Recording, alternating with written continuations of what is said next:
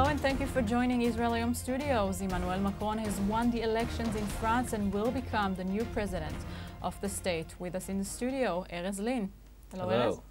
Yeah, so in one hand, Macron has won, but Marine Le Pen got 11 million voters. Yes, Marine Le Pen thought she could win the presidency. Obviously, she lost. She lost big. He won about 66%. She won 34, I believe.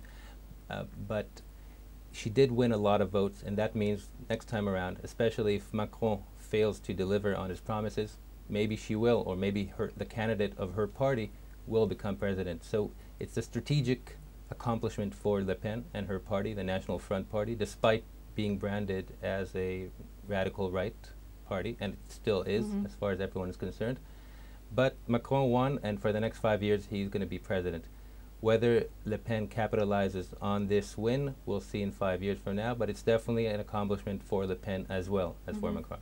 Yes, and 4 million people decided that they don't want to participate in this game. Yes, 4 million people arrived at the polling booth and decided they don't want to vote either for Macron or for Le Pen. That's an historic number. In case you don't know how the system works, you go to the polling station and you can cast a blank ballot. It's not counted, but it's not counted for any one of the candidates, but it is counted, and it's a protest vote. And that's an historic number. It shows that millions of people are not satisfied with the situation. And I'll remind you that Macron won not because of his party or his views. Nobody really knows what he stands for. He won because nobody liked the current system. Nobody liked the outgoing president, Hollande. Nobody liked the incumbent parties. And nobody liked the traditional parties. But he was lucky to have Le Pen as his opponent, and he rallied support of everyone who was afraid of the radical right, and he won big. But next month in June, he's going to be facing his biggest test, even probably as big as this test, when the country votes for the National Assembly. If he does not get a majority in the National Assembly, the parliament, he'll have a very tough time for the next few years, and he might fail. And that's when Le Pen comes back in and might win the next time around. Who knows?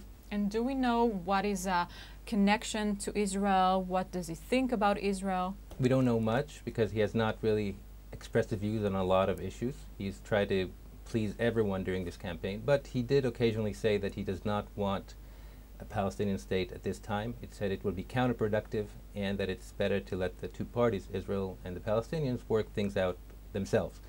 We don't really know whether he's pro-Israel, but it's very likely that he will be, and the Jewish community in Israel and in France has voted overwhelmingly, as far as I can tell, for Macron.